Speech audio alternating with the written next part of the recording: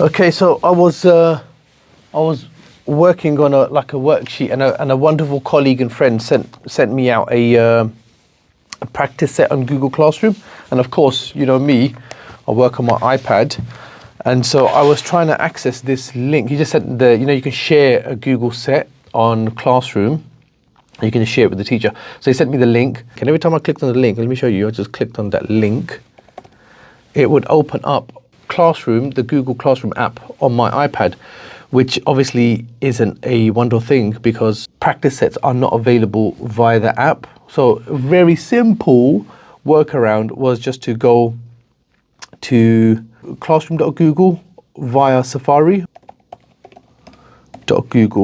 classroom.google, kablam, and it's going to open, as long as you're signed in to your Gmail, it's going to open up Classroom on Safari. And that's wonderful because if I go back to that link now, if I right click and I say open in new window, it's going to open it in Safari, which is wonderful, yeah?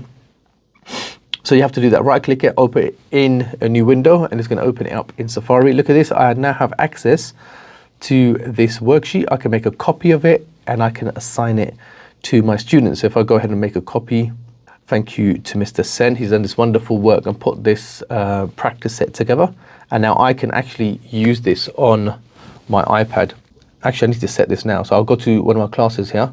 How do you set this? You go to classwork and then you go to create assignment. And then from here, you can do practice set. Okay, wait for it to load. It might take a little bit. So here, practice set. And now I can load up that practice set that I just copied. Now I have renamed this one. I'm going to go ahead and take this one here, and I'm going to go ahead and attach it.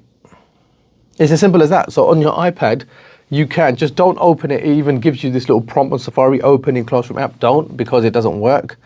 So, please complete. I'm just going to write here, practice set.